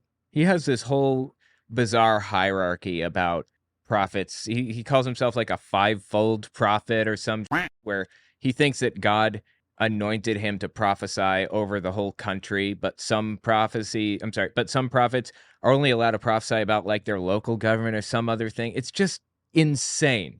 It is insane. And his little loophole is I can never be wrong because only prophets can tell me that I was wrong. And I pick who the prophets are, the legitimate ones. He's got a neat little circle there, doesn't he? If a prophet is to prophesy, okay, let the others judge, the other prophets. That's what... No, let the other people. Oh my God, bro. He was speaking about. And so, are they prophets? Do they stand in a fivefold office of a prophet? Second, do they have a positional grace and an authority by God? Just because you're a prophet doesn't mean that you might be called to be a prophet to the nation. See what I'm saying? Oh my God, dude. Okay, there's different rank and file and responsibilities that are given to the prophets or to any fivefold office. Fivefold office. He's given himself like a little military designation or something. Oh my God, bro. Wait, fivefold prophet. Let me see if I can find some information on this. Hold on. What is the fivefold ministry? 5 gifts of Jesus Christ. What's the fivefold ministry? It's a question many people have heard of, but don't know what it means. The fivefold ministry is found in Ephesians 4:11. It refers to the 5 roles that God's called Christians to fill. These roles are 1, apostles, 2, prophets, 3, evangelists, 4, pastors, and 5, teachers. So he's a fivefold prophet, I guess. That's what he's saying, and an apostle. Each of these roles is important not just for the early church, but for the body of Christ today to function properly. In this blog post, we'll explore each of the... Okay, let's just jump forward here. Does everyone have an office? Fivefold ministry gifts. People are born with the gifts of Jesus Christ, fivefold ministry. They are not something you can attain. On the other hand, gifts of the Spirit are available to all. It is God's ministry on earth through his people. The gifts of the Spirit of God are available to all for free. All you have to do is believe in Jesus Christ and what he did on the cross. The Bible actually says to pursue, love, earnestly desire, blah, blah, blah. Okay. What are the roles of the apostles? Number 1. An apostle is someone who's sent out by God to proclaim his message. They're often seen as pioneers or visionaries because they're often sent into new areas to start churches. Apostles and prophets usually work closely together. What are the roles of a prophet? A prophet releases God's word and truth. Prophets often receive messages from God that they then share with others to prepare God's people. Okay, well, honestly, it seems like Hank should have prophesied that Biden was going to steal it if he believes that. Right? And then to prepare God's people? I don't understand why any of this played out the way that it did and how he could possibly back himself into this ridiculous corner. This means a prophet can prophesy over others to edify or build up the church and church leaders. All right, what's the role of an evangelist? Evangelists gather people. An evangelist is someone who's responsible for sharing the gospel message with those who haven't heard it yet. Often do this through preaching and teaching. They also have a heart for discipleship, which means they help new believers grow in their faith. Here's the role of a pastor. A pastor is someone who shepherds the flock, the local church. This means they care for the spiritual needs of the people in their church. And what's the role of a teacher? A teacher is someone who is responsible for instructing others in the things of God. They often do this by breaking down the Word of God. That can be in Bible study setting that can be in Bible study setting or from the pulpit. Teachers also have a heart for equipping to be able to study the Bible on their own. Okay, so it sounds like apostles are basically like bishops in that they are higher up people that kind of oversee the church from a higher level, basically oversee multiple churches. The pastors run individual churches. Evangelists are door knockers, I assume, in this fivefold ministry. And then prophets, I guess, are uniquely special chosen peoples, chosen by God, to receive divine information from him about future events. I guess that's Hank Kunneman's like perception of all of this. Oh my God, bro. You have got to get a grip on reality. This is too much for real. Office. And so you look at the list of people. Are they prophets? Yes or no? Second, if they are prophets, have they been assigned by Jesus, the Lord of the church, this is a holy thing, to prophesy to a nation? So the point is that he just cannot deal with the fact that he was wrong, that he's not actually a prophet, that he doesn't fit into this little mold or whatever. I wonder how he concluded he was a prophet in the first place. What a ridiculous human being, truthfully. Check this clip out. Hank Kunneman, this is early April 2021. It's about 3 months after Biden was inaugurated, and he cannot deal with it. Remember, President Trump won the election. And so for people to say, well, people prophesied that he'd win. He did win. But he didn't. And so we had a stolen election. And so the month of March has had... Look, if the election was really stolen, why didn't you prophesy that? That seems like it's pretty important. Why didn't you tell us that Biden would steal it and that all of this other shit would happen and get real specific with a vote count and all of that? Why? Why didn't God give us information to tell us where to look for evidence? Because we still don't have evidence that it was stolen. It wasn't. Why didn't God provide that through you, the prophet? A lot to celebrate. President Trump is not going anywhere. He's launched a media website that you can go to. Oh, this is after he was banned, I think, from Facebook and Twitter or whatever. And he wanted to find some way to get his message out. So he started posting to his website or whatever. It was before Truth Central or whatever the hell he calls it. Media website that you can go to and begin to receive information. He's re-engaging himself. And you're not, listen, if you don't like President Trump, that's your problem because he's not done talking. I know, unfortunately, still. And God's not done with him. And so that's extremely important. And there are some things that have to play out because we don't realize how really dark this country has been. And no, I think we're all fully aware of how dark the country is. Let me give you a factual statement that every person in the United States can agree on. Half of the country is brainwashed, and everybody... And the brainwashed ones think it's the other person. The brainwashed ones think it's the other half. 100% of the people in the country believe that. Or, well, something approximating that. It's probably close to 100%. Everybody does, basically. The direction that, the enemy and those that cooperate with them would love to take this country. So there's been a lot of signs in the month of March alone that are pointing to what I said. There's an end result. There's a promise. There's a destination that... Oh my God, dude. Yes. Oh my God. I remember what was happening in this moment. God is trying to get us to understand. And it has to do with not man's timing. It has to do with the Lord's timing. They say, oh my God, yeah, okay. We'll come back to this in a second. I remember what was happening in this moment. This is early April 2021, right?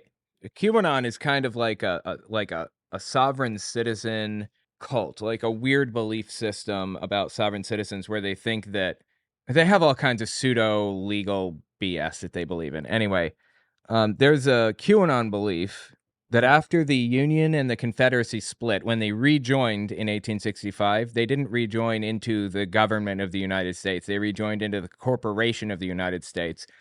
And that means that everything that happened after they rejoined is invalid. So there have only ever been like 17 presidents of the United States or whatever. Like Ulysses S. Grant was the last president of the U.S. because he took over after Lincoln because he was, assassinated and all that. And one of the things that changed after 1865 is that the Constitution was modified to change Inauguration Day from, was it March 4th to January 20th, basically. I think that was it. And so all of these QAnon prophets, quote unquote, come out of the woodwork and start claiming that Biden was fake inaugurated on January 20th by the corporation of the United States, but Trump was secretly inaugurated by the U.S. government and by the military. So the military is behind Donald Trump, was the claim. This is the result of that. Hank Kunneman believed that and started claiming that basically at this moment, he believes that Trump is the president in that moment, that he was inaugurated by the military secretly on March 4th. And so everything that he's saying right now, view it through that lens. That's how he is like looking at the situation. This is another result right here. Kat Kerr. This is Kat Kerr reacting to that QAnon pseudo-historical, pseudo-legal nonsense about March 4th. Right now, I declare and I call forth our president to take his rightful place, Trump, to come forth right now, step into your destiny that God gave you, called you, appointed you, and anointed you for this time.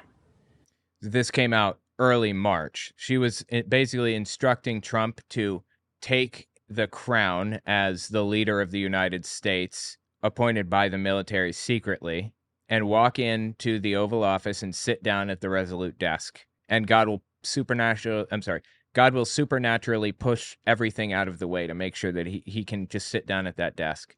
To declare over America, to help America. This is his choice, and we call you forth right now in the name of Jesus Christ, who is with you, who will always be with you. The people are with you. The prophets of God are with you. The military is with you. So come forth, step into your destiny now, saith the Lord.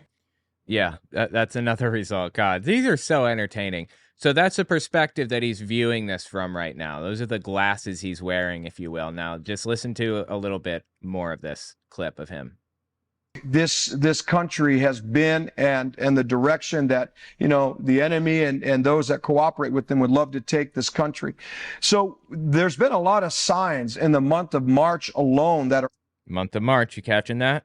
Pointing to what I said. There's an end result. There's a promise. There's a destination that God is trying to get us to understand. And it has to do with not man's timing. It has to do with the Lord's timing. And they say, well, hey. So the Lord has chosen to inaugurate Trump through the military on March 4th. Oh my God, people, get help for real. They say, well, Hank, do you know the date? No, but we can know times and seasons. Times and seasons. Yeah. And so I will say it this way. I'm sensing very strongly by the signs that God is giving that we're going to review that we are close to justice and righteousness being established. Close. We are close to those things. They're right around the corner. Any 5 minutes now, he said in 2021. These people are just ridiculous. Listen to this one. This is July 4th, 2021. They just could not give up on this. I want to say this for just a moment. Psalm 72, verse 14 declares that God is the God that redeems us from oppression, fraud, and violence. This will begin to take place. The other thing that God has been specifically speaking, this is the 240. Okay, I'm sorry. Let me just step back for a second and listen to this part one more time, okay? For just a moment. Psalm 72, verse 14 declares that God is the God that redeems us from oppression, fraud, and violence. It doesn't say that. I looked it up. He uses a translation of the Bible sometimes called the AMP version, the Amplified Bible, I think is what it's called. And other times he doesn't. Sometimes he uses King James, and other times he uses the NIV. He just picks and chooses when it's convenient. The amplified version, whatever the hell that is the only version that says the word fraud in that verse. Why did they put that there? No other scholar, nobody thinks that the word fraud belongs in that verse. Anyway, this is an example. By the way, Pocket Square Man I see. Very nice. Very nice. I like the square, too. This is like the clearest example that I think I'll ever find of people cherry picking. I mean, the Bible's impossible to not cherry pick anyway, because it has so many different positions on every issue. This is gigantic, and it's written by like dozens of authors across thousands of years. But this is like another level of cherry picking. Finding new Bible translations that back up what you believe. That is fascinating, man. Okay, sorry. That's not even the point of this video. Keep listening. The God that redeems us from oppression, fraud, and violence. This will begin to take place. The other thing that God has been specifically speaking, this is to Hank, you see, whispering it in his ear.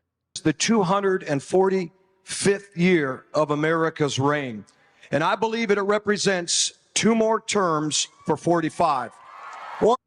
Two more terms for Donald Trump. So he already served 1 term, and this guy thinks that in 2021, Trump is going to start serving his 2nd and then his 3rd term. At what point can we call him a false prophet?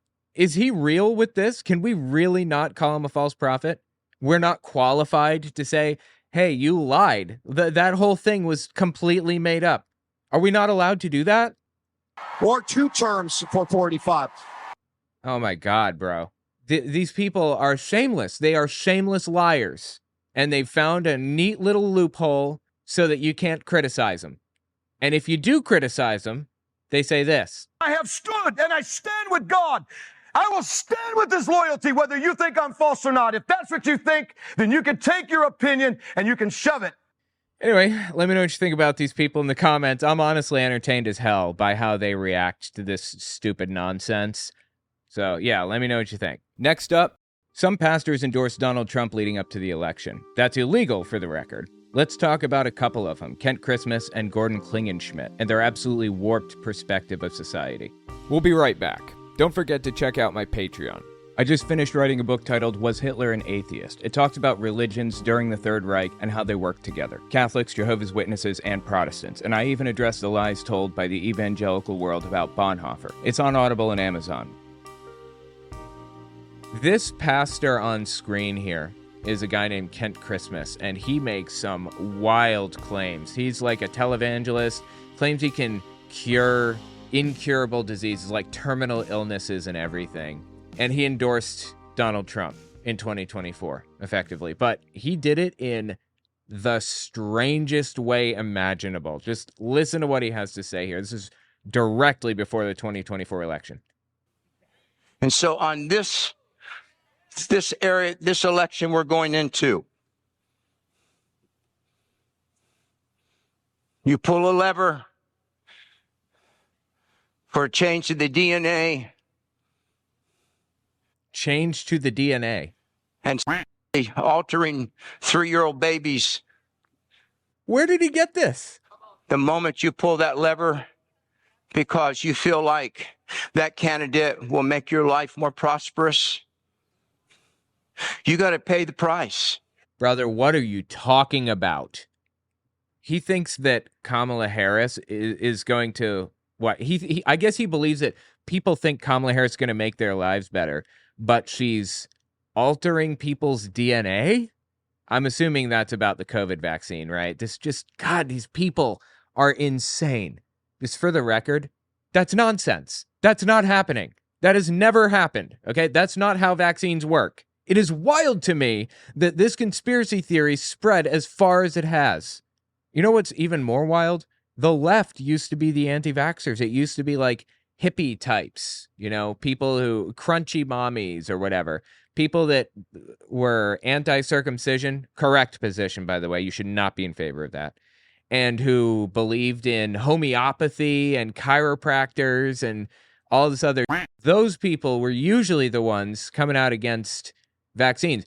And it got to the point where West Virginia mandated that people get vaccines in school because it was a left-wing trend.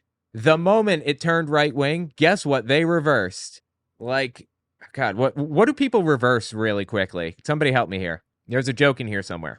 Anyway, it's just insane to me that the right turned into the anti-vaxxers here. Aside from that, he said they're altering 3-year-olds. No, they're not. I don't have to defend that or whatever because it's fake. That is not happening. Where did he hear this? Who told him this? You know what's really sad? I have a trans family member. This trans family member has been living her life for a while, just doing her thing, you know. My grandmother died a week or two ago. I'm not too broken up about it. I wasn't really close to her, but the rest of the family was very close to her. So anyway, my sister and my, nieces and nephews and everybody, they're all going to her funeral, and they're passing through New York City. So my sister asked me to pick up my niece, basically hang out with her while she has a layover for a few hours because she's unfamiliar with the city. Anyway, my niece, being trans, went with my sister, her mom, and met some of my family members the other day. My uncle, I probably use first names here, right? My Uncle Russell. Now, I was looking through my Uncle Russell's Facebook page, and it is a show like you would not believe. Oh, my God. When my niece met up with my Uncle Russell, my sister told him that she was trans, and he goes, "Bleh," like did a physical vomiting motion or whatever, and started just talking mad about trans people. Started asking if she'd fully transitioned, basically refused to use her name and correct pronouns and everything. It's just complete scumbag, right? Like, you can just, not say anything if you want. You don't have to say anything. You just, go in the corner and ignore everybody else if you want.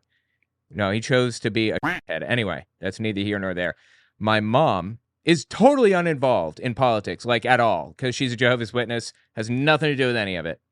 And she walks over to my sister while all this stuff is going on, and she says, "Somebody just told me that one of the people at their school identifies as a cat and has, a litter box in the bathroom for them." How does this spread? How do people fall for this? They will buy anything. Dude, my mom is so completely uninvolved. And, all my sister had to say was no, that's false. That's not real. That didn't happen. And my mom was like, "Oh, okay." They just go about her business. Because my mom doesn't care. She's not political in any way, shape, or form. But this infiltrates people's families and friend groups. It's insane how these conspiracy theories spread. Their prevalence. It is just wild to me. God, I want to go through my Uncle Russell's Facebook page on stream, but I don't want to dox any information, any personal information. So I'll probably do it off air and then blur it later. But it is such a show. It's crazy. Anyway, what Kent Christmas is saying here, back to Kent here. For a change to the DNA and sexually altering 3-year-old babies. See, this is what I'm saying right here. How does this stuff infiltrate people's minds like this? How does this stuff spread? This is not happening. This has never happened in the United States. Nobody has ever altered a 3-year-old's sexual identity or whatever through surgery. That's not true. Nobody is putting litter boxes in classrooms or in bathrooms or whatever at school because they're identifying as a cat. That's not true. This is just insane to me. Insane. So anyway, this guy basically endorsed Trump, right? There's another guy named Gordon Klingenschmitt.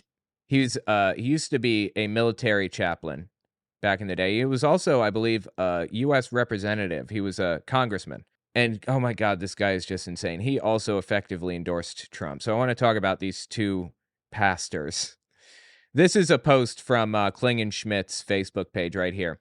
"We said never forget. They are the proof we have forgotten." And it's got a picture of the two towers being destroyed. And on the bottom, Alexandria Ocasio-Cortez, Ilhan Omar. I think this is Cori Bush.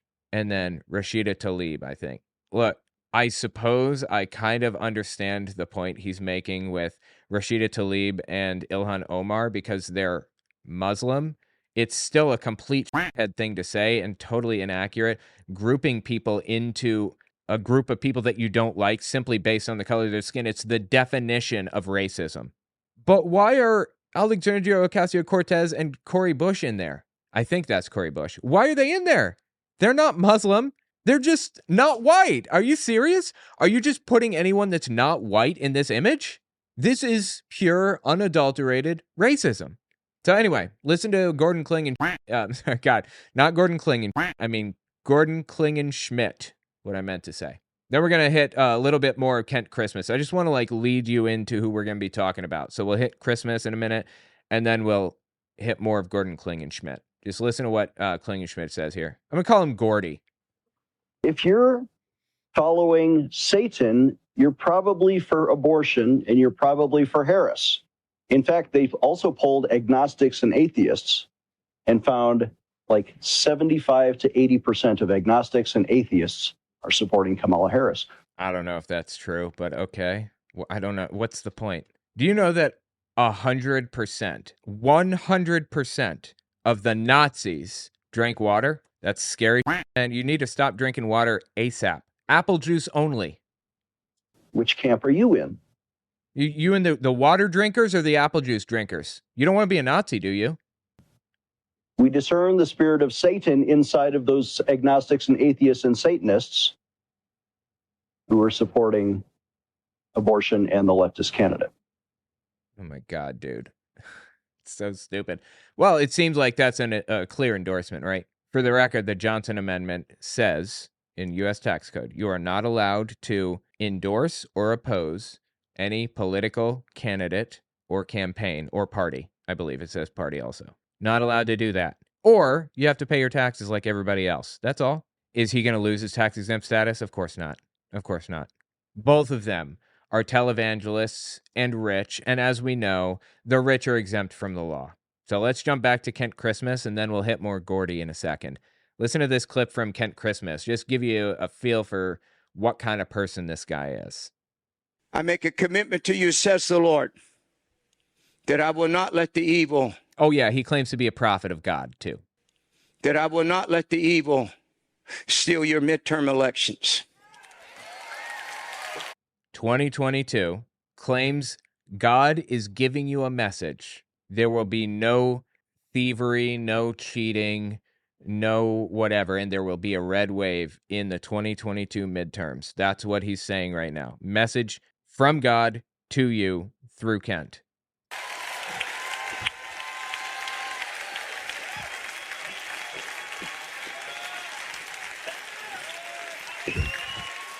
Lord says that I'm going to take angels and I'm going to stick them in every precinct. Fantastic. No more cheating. Great. And I'm going to stop this subterfuge that they've been pulling. I'm going to stop this sneakiness. And when they think they're headed over there, God said, I will stop them. For the Lord says, I make a covenant with you that this is an above election. Hallelujah. So he's saying God is telling you this election will not have any cheating, right? Wouldn't you believe it? Immediately after the election, he started claiming that there was cheating. We watched an election be stolen with somewhere around 80 million people who voted for Donald Trump. Okay, so he's talking about the 2020 election here, I think. First of all, let me say that whoever is voted in as president of this nation legally, that's my president. So I also want to go on record and say Bill Clinton was my president. Barack Obama was my president. Why? Because the nation voted him in. And we are required by the Spirit of the Lord to honor judicial rule and law. The reason that I do not acknowledge the existing man in the White House is because he was not voted in as president. He's an imposter. He stands in a place that is not his. So in the eyes of the court of heaven, Donald J. Trump is still the president of the United States. People are so full of shit. They are so full of shit. So we shouldn't have to worry about cheating then, is that right? Because he prophesied that we won't? Is it weird to anybody else that this guy's friends, his fellow prophets, in 2022 claimed that there was cheating, despite the fact that he prophesied that there wouldn't be? He does nothing but claim that there was cheating. He lies for a living. I mean, listen to this clip from him. This one is from March 9th, 2022. Years ago, there was a man that got up in Congress. It's a fake story, by the way. And he began to attack the word of the Lord. This is historically correct. It's not. He was arrested. It went to the Supreme Court, and the Supreme Court found him guilty and said, when you attack the Word of God, you are attacking Christianity. And when you attack Christianity, you're attacking Jesus Christ, who is the foundation of our nation. And they put him in prison or in jail for 3 months. Now, that's something that I could believe, I suppose, if it's a story from like 1797 or something, but it didn't happen. It's fictitious. Notice he didn't give us a name or even a date. Nothing. He made it up. It is crazy to me how willing these people are to just make up in front of a giant audience, just brazenly lie. You know, I wrote a book about Hitler's involvement with the church recently. Was Hitler an atheist? Amazon and Audible, check it out. And there were little details that I was scared I was going to get wrong. Like I was going through the whole book, fact-checking every little thing. I found like, all right, I read through so many books on the subject, it's crazy. Maybe 30 books, actually, in total over the past 12 months, or more even. And I felt I had a pretty good feel for the story, right? For the chain of events. Like I remembered a story of Martin Niemöller, the head of the opposition, walking into a meeting with Hitler to complain about what Hitler was doing with the church. And Hitler's number two, Göring, pulls out a transcript of a phone call that Niemöller had the night before with a friend, Walter Kunneth, a theology professor at a local university. And in that phone call, Niemöller said he was going to give Hitler letzte Ölung, which is last rites, basically. It means he's going to butter him up. It's a pun. It could mean butter him up or give him his last rites because they anoint, dying people with oil or whatever. Anyway, he pulls out this transcript and reads it to him, and Hitler says, "Did you say these words?" Anyway, the point is, I know that story. So I put it down in the book, and I'm like pretty confident I got it all right. So I'm kind of filling in gaps here or there, and I go back to fact check it, and I find that everywhere that I filled in a little tiny gap, I was wrong. Every single time. You should not editorialize when you're telling stories like this or whatever. I was so freaked out that I might get one little detail wrong that I spent countless hours combing through the book.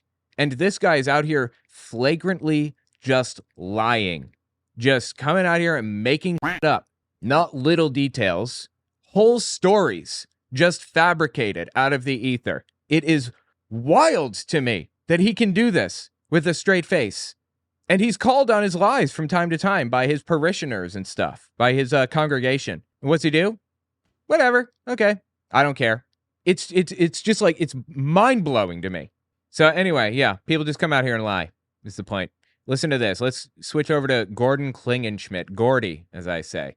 This is a clip just to show you what kind of person Gordy here is. Listen to him talking to one Alex Newman. Years ago, this would be, pedophiles recruiting and grooming children for their own, perverse pleasure down the road. Why don't we see this as a illegal measure of, recruiting children into sodomy? Oh my God, dude. I assume he's talking about trans people in school or something. I think that's exactly how we should see it. In fact, years ago, these people would have gone to prison for this sort of stuff, exposing children to obscene material, children, exposing them to sexual and indecent material. Like, that's illegal. That's always been illegal. It should be illegal. Nobody stands for that. Nobody's doing that. If that's happening, then they should go to jail, obviously. They live in another reality. Or do they? Do they really buy this stuff? Do they live in that reality? That they're forming out for their listeners? Or are they completely full of shit? Which one is it with these two, Alex Newman and Gordy? Are they dumb as dog shit, or are they liars? That's a crime. In fact, that's still a crime on the Yeah, no fucking shit. Really? It is? It's still a crime? Huh? How about that? books in many states today. Indiana recently passed another law saying it would be a felony to expose children to obscene material. Wow. If you were to be believed, I would have thought that they were erasing those laws. How about that? And yet these laws are not being enforced. The government schools all across America are still exposing the children to this stuff. It's getting No, they aren't. more and more obscene. And I think quite simply, they have accomplished a radical transformation of the culture using the government school system with kind of air support from the far left media and from Hollywood, you know, the satanic propaganda, the filth, the LGBT agenda that comes out of all these places. And, you know, the consequences, we can already start to see what's happening. You know, we see the breakdown of the family skyrocketing. What does he mean by that? Abortion numbers, school shootings, you know, the collapse of our society, the collapse of our civilization. This is so much bullshit. I don't even know where to start with it. Society's not collapsing. He thinks that school shootings are happening because not enough people are going to church. I mean, this is the kind of ridiculous bullshit that you hear from these people. These guys that endorsed Donald Trump. Erosion of our liberties. You see, you know, Oh, the erosion of our liberty. Yeah, that's non-religious people's fault. Absolutely. You see, you know, women are no longer prepared to be wives and mothers. Young men are no longer prepared to be husbands and fathers. It is, you know, an abomination. It's a tragedy of immense proportions. And honestly, I don't think our society is going to survive another generation or two of this if we don't get a grip on it. Absolutely insane. Absolutely nuts. These are the people endorsing Donald Trump. Do you want to be like these people? Do you want to stand with the same person as these guys for the same reasons? I said this earlier, but my brother has gone down like a far right, like Trump rabbit hole. He's a huge Marjorie Taylor Greene fan now, apparently. It's like, I didn't think that he was a sucker, but he is. He's a sucker. They're all suckers. Do you really want to vote for the party that David Duke belongs to, the head of the Ku Klux Klan? Or he may not be the head anymore, but he was, at the very least. And for the same reasons. Again, this isn't incidental. You're doing it for the same reasons. Because you both seem to think that kids are being taken advantage of in schools and stuff. What is going to wake them up? Oh, God, I've got something in my eyes driving me nuts. Is there anything that will wake these people up? Anything? Hey, check this one out. This is another clip from Gordy. This one is from early June 2021. That last one was 2019. When I discern the spirits behind what the Biden administration is doing, they're doing the opposite. They don't want a holy military. They want a demonic military. And what's the end goal of that? Ultimately, not only are they welcoming that kind of behavior, but they are now punishing Christians. They want a demonic military? Biden does? Why would Biden or anybody want a demonic military? What does that mean? What is a demonic military? What's the difference? War is evil. It's debased and horrific. And, you know, in Germany, during like Hitler's reign, the Third Reich, they were obviously out of their minds on nationalism, loving their country to a degree that was insane, and believed that, like, you know, if you were a pacifist, you were not welcome in society. There's a famous pacifist, Dietrich Bonhoeffer. He did not believe in war, and his students were disgusted by that position of his. His religious students, his theology students, training to be pastors under this left-leaning religious figure, were disgusted with the idea that this religious figure was a pacifist. But even in that environment, people who came out of World War I, people who had been in that battle, didn't want another war. People who have seen war firsthand don't want it because it's a horror show, the likes of which can't be described. It's that human beings should never see or do. They just shouldn't. There is nothing holy about war or the military.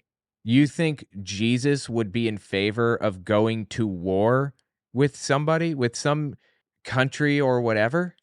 You live in a completely different dimension if that's really what you think. So go on. Tell me more about how Biden is creating a demonic military rather than a holy one. Whatever the hell that is. What's the end goal of that? Ultimately, not only are they welcoming that kind of behavior, but they are now punishing Christians.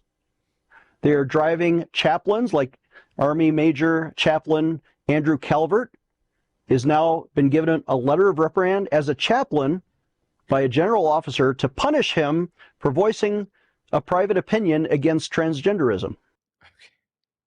Yeah, this guy was a military chaplain, so that checks out that he's talking about chaplains. Let me just address what Antics just said. Jesus came with a sword, they'll say. That's true, I suppose. That is in the Bible, that he came not to bring peace but a sword. But Jesus was a pacifist, as far as I can tell. He believed that in the end there would be, a final...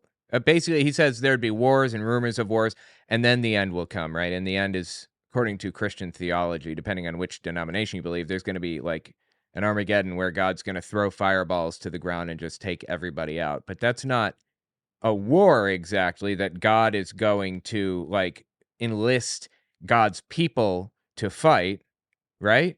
Or am I wrong here? I could be totally wrong. I could be off base. I thought Armageddon was just God taking out the trash all at once, basically.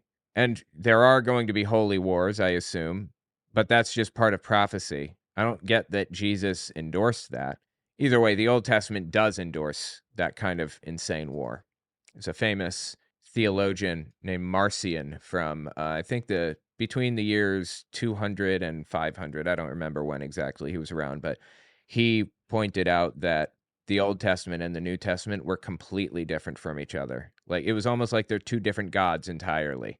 One was a warmonger, hateful, violent, looking for vengeance and everything else. And the other was loving and peaceful, cared about people, wanted to better society any way he could. You can take the Bible any way you want, depending on how you want to interpret it. You can interpret Christianity as being a violent, vengeful, angry religion, or you can interpret it as a peaceful one.